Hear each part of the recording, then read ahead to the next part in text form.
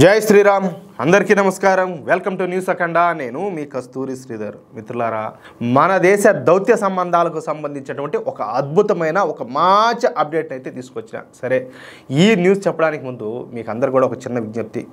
మన న్యూస్ అఖండ ఛానల్ యొక్క నిర్వహణకు, అదేవిధంగా మన ఛానల్ను మరింతగా బలోపేతం చేయడానికి మీ వంతు సహకారం మాకు అవసరం ఉంది. మీ శక్తి మేరకు మీకు వీలైనంత నెలలో ఒక్కసారి మన ఛానల్కు ఆర్థిక సహకారం అందించాలని చెప్పేసి ప్రతి ఒక్కరిని కూడా కోరుకుంటున్నా. ఛానల్కి సంబంధించినటువంటి అకౌంట్ డీటెయిల్స్ కామెంట్ బాక్స్లో ఉంటాయి. అలాగే స్క్రీన్ మీద ఈ క్యూఆర్ కోడ్, అదేవిధంగా ఫోన్పే, గూగుల్ పే, పేటిఎం యొక్క ఆ నెంబర్ కూడా డిస్ప్లే చేస్తాం. ఖచ్చితంగా నెలలో ఒకసారి మీకు ఎంత వీలైతే అంత ఆర్థిక సహకారం అందించాలని చెప్పేసి కోరుకుంటున్నాను. సరే, ఇక న్యూస్ విషయానికి వస్తే, నరేంద్ర మోడీ గారు ప్రధానిగా 2014లో బాధ్యతలను స్వీకరించినప్పటి నుంచి ప్రధానంగా విదేశీ వ్యవహారాలపైన ఎక్కువగా దృష్టిని పెట్టినారు. ఏ దేశ విదేశాంగ విధానం అయితే బాగుంటుందో ఆ దేశం ఒడివడిగా అభివృద్ధి చెందుతూ ఉంటుందన్నమాట. అందుకు అనేక ఉదాహరణలు ఉన్నాయి. అంతెందుకయా, 1990 నుంచి చైనా ఈ విదేశాంగ విధానం ద్వారానే తమకు కావాల్సినటువంటి వనరులను సమకూర్చుకొని ఈ ప్రపంచంలోనే అతిపెద్ద ఉత్పత్తి కేంద్రంగా తయారైంది. అలాగే అనేక దేశాలతో వ్యాపార వాణిజ్య సంబంధాలు చేసుకుని ఇప్పుడు చైనా లక్షల కోట్ల రూపాయలు సంపాదిస్తుంది. అర్థమవుతుందా?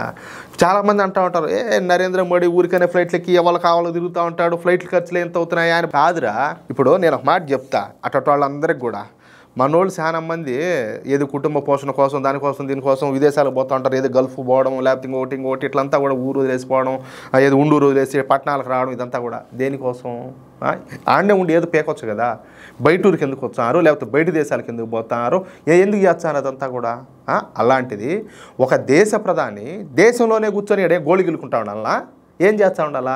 అప్పుడు విదేశాలతో సత్సంబంధాలు ఎట్ట ఏర్పడతాయి, మన దేశంలోకి పెట్టుబడులు ఏ విధంగా వస్తాయి, మన దేశం అన్ని రంగాల్లో ఏ విధంగా డెవలప్ అవుతుంది?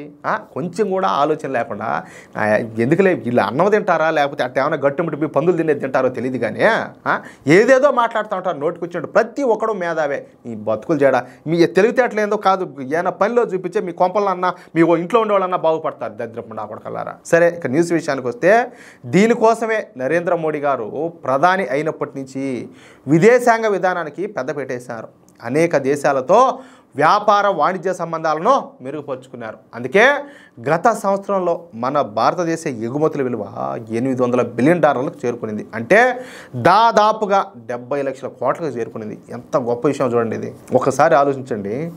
70 లక్షల కోట్లు అంటే సామాన్యమైన విషయం కాదు కదా. ఈ ఫీట్ను మన నరేంద్ర మోడీ గారు ఆయన ప్రధానమంత్రిగా ప్రమాణ స్వీకారం చేసినటువంటి 10 సంవత్సరాల్లోనే సాధించాడు. అది ఆయన దమ్ము, ఆయన మామూలు కాదు ఆయన కథ. అది నిజానికి ఒక దేశం వివిధ రకాల పారిశ్రామిక ఉత్పత్తులను తయారు చేయడమే కాదు, వాటిల్ని ఇతర దేశాలలో అమ్మే మార్కెట్ను కూడా సంపాదించుకోగలగాలన్నమాట. లేదంటే మనం ఎన్ని రకాల ఉత్పత్తులను తయారు చేసినా కూడా వాటికి విలువ ఉండదు. ఇప్పుడు నీ చేలో పంట పండుతుంది, దానికి గిరాకీ ఉండదు. నువ్వు ఎంత పండించి నీకు ఏమి ఆ ప్రయోజనం? అది కొనేవాడు ఉంటే, ఏది దాన్ని ధర పెట్టి కొనేవాడు ఉంటే అప్పుడు నువ్వు బాగుపడతావు, నీ కుటుంబం బాగుపడుతుంది. నువ్వు కష్టపడి ఉత్పత్తి చేసిన నీ పంటకు విలువ, అది లేకపోతే ఎట్ట విలువ అంటాలే. అందుకే నరేంద్ర మోడీ గారు చిన్న పెద్ద అని తేడా లేకుండా దాదాపుగా అన్ని దేశాలను కూడా కవర్ చేస్తారు. అన్ని దేశాలతో కీలకమైనటువంటి వ్యాపార వాణిజ్య ఒప్పందాలు మాత్రమే కాకుండా ద్వైపాక్షిక ఒప్పందాలు, అదేవిధంగా రక్షణ ఒప్పందాలు కూడా చేసుకుంటారు. అర్థమవుతుందా?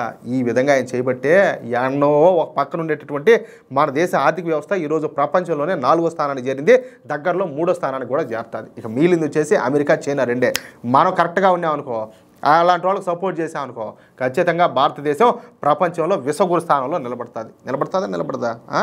సరే, ఇక ఇప్పుడు కొత్తగా మన ప్రధాని నరేంద్ర మోడీ గారు ఏకంగా 5 దేశాలలో, అది కూడా 8 రోజుల పాటు పర్యటిస్తున్నాడనమాట. ఆ 5 దేశాలు ఏంటయ్యా అంటే ఘనా, నమీబియా, ట్రినిడాడ్ టొబాకో, అలాగే అర్జెంటీనా, బ్రెజిల్, ఈ దేశాల్లో పర్యటిస్తున్నారనమాట.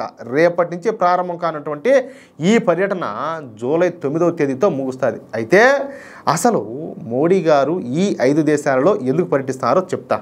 ఏమే, ఈ 5 దేశాలైనటువంటి ఘనా కావచ్చు, నమీబియా, ట్రినిడాడ్ టొబాకో, అదేవిధంగా అర్జెంటీనా, బ్రెజిల్, ఈ దేశాలు సహజ వనరులకు పెట్టింది పేరు. అనేక రకాల ఖనిజాలు ఆ దేశాల్లో దొరుకుతాయన్నమాట. అత్యంత నాణ్యమైనటువంటి రా మెటీరియల్స్ ఆ దేశాల్లోనే దొరుకుతుంది. ఇప్పటి వరకు చైనా వాళ్ళ దగ్గర నుంచి కారు చౌకగా ఈ ముడి ఖనిజాలను అదేవిధంగా సహజ వనరులను కొనుగోలు చేసి వాటితో తమ దేశంలో వివిధ రకాల ఉత్పత్తులను తయారు చేస్తుంది. తద్వారా తమ దేశంలోకి పెద్ద ఎత్తున పెట్టుబడులన్నింటినీ కూడా ఆకర్షిస్తుంది. అర్థమవుతుంది ఆ ప్లాన్ చూడండి. అయితే మన దేశంలో వివిధ పారిశ్రామిక ఉత్పత్తులను తయారు చేయాలంటే అందుకు కావాల్సినటువంటి ముడి పదార్థాలు లేవు, ఉన్న ఖనిజాలు సరిపోవడం లే. పైగా ఇప్పుడు ప్రపంచ పెట్టుబడిదారులంతా కూడా చైనాను కాదని చెప్పేసి భారత్ వైపు చూస్తున్నారు. మరి ఆ పెట్టుబడిదారులు మన దేశంలోకి వచ్చి పరిశ్రమలు పెట్టాలంటే అదేవిధంగా వివిధ రకాల ఉత్పత్తులను తయారు చేయాలంటే అందుకు ముడి ఖనిజాలు అవసరం ఉండదా లేదా? ఉండదు కదా. ఇన్నాళ్ళు కూడా చైనా ఈ ముడి ఖనిజాలు పుష్కలంగా దొరుకుతూ ఉండడంతో ఈ పెట్టుబడిదారులు చైనాలో పెట్టుబడులు పెట్టారు. కానీ ప్రస్తుతం అమెరికాకు అదేవిధంగా చైనాకు మధ్యన కోల్డ్ వార్ అయితే నడుస్తుంది. ఏ క్షణంలో ఏమైనా కూడా జరిగే అవకాశం కూడా ఉండదు.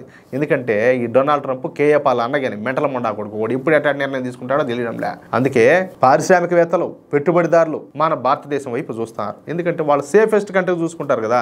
నువ్వు ఏడికన్నా పోయి 10 రూపాయలు పెట్టి పెట్టుబడి పెడుతున్నావు అంటే నువ్వేమనుకుంటావు? నీ వ్యాపారం బాగా జరగాల సాఫీగా అనుకుంటావు. అంతేగాని లేని పని తలనొప్పులు నువ్వు కోరుకో కదా. అట్లా మరి ఆ విధంగా మన దేశానికి వచ్చేటటువంటి వాళ్లకు మనం అన్ని రకాల సౌకర్యాలను వస్తువులను అయితే ఏర్పాటు చేయాలి. అంతేకాకుండా మన దేశంలోని ఉత్పత్తులకు ప్రపంచంలో మార్కెట్ అవకాశాలు కల్పించాలి. అందుకే ఆ 5 దేశాలలో మన ప్రధాని నరేంద్ర మోడీ గారు 8 రోజుల పాటు సుదీర్ఘమైనటువంటి పర్యటన చేస్తారు. ఈ మధ్యకాలంలో ఈ 5 దేశాలు కొంతవరకు చైనాకు దూరంగా జరుగుతూ వస్తున్నాయి. తమ దేశంలోని సహజ వనరులను చైనాకు అమ్మడానికి వీళ్ళంతా కూడా వెనకాడతారనమాట. అందుకే ఈ అవకాశాన్ని సద్వినియోగం చేయడానికి మన ప్రధాని మోడీ గారు ఈ పర్యటనకు అయితే పోతారనమాట. దీని ద్వారా ఆయా దేశాలలోని ముడి ఖనిజాలను అదేవిధంగా సహజ వనరులను మన దేశం కొనుగోలు చేసే విధంగా ఒప్పందాలు కూడా చేసుకోనున్నారు. అంతేకాకుండా పనిలో పనిగా ఈ దేశాలతో బలమైనటువంటి రక్షణ సంబంధాలను కూడా ఏర్పరచుకోనున్నారు. అంటే మోడీ గారు ఎంత ముందు చూపుతో పనిచేస్తున్నారో దీన్ని బట్టి ప్రతి ఒక్కరు కూడా అర్థం చేసుకోవచ్చు. అర్థం అవుతుందా లేదా? దేశం కోసం ఆయన ఎంత తప్పిస్తున్నారు అనడానికి ఇది ఒక సరైన ఉదాహరణ. అర్థమైందా? అది ఎంత గొప్ప న్యూస్ చూడండి. ఇలాంటి మూర్ఖులకు అర్థం కావు. ఎవరైతే దేశం కోసం ఆలోచన చేస్తారో, దేశ క్షేమం కోసం, దేశ అభివృద్ధి కోసం ఆలోచన చేస్తారో వాళ్ళకి మాత్రమే అర్థం అవుతాయి ఇటు న్యూస్. పోరంబోకముండా కొడుకులకు ఎంత చెప్పినా అర్థం కావు. వాళ్ళకి అర్థమైనా ఒకటే, అర్థం కాకపోయినా ఒకటే. అది ఏమంటారా మిత్రులారా? ఈ న్యూస్ కనుక మీకు నచ్చినట్లయితే ఖచ్చితంగా ఈ న్యూస్ నలుగురికి షేర్ చేయండి. అదేవిధంగా ప్రతి ఒక్కరు కూడా మీ యొక్క అమూల్యమైనటువంటి అభిప్రాయాలను స్పష్టంగా కామెంట్ రూపంలో తెలియజేయండి. ఇంకో విషయం ఏంటంటే ఇంతవరకు మీరు కనుక మన ఛానల్ను సబ్స్క్రైబ్ చేసుకున్నట్లయితే ప్రతి ఒక్కరు కూడా మన ఛానల్ను సబ్స్క్రైబ్ చేసుకోండి, సపోర్ట్ చేయండి ప్లీజ్. జై శ్రీరామ్, జై హింద్.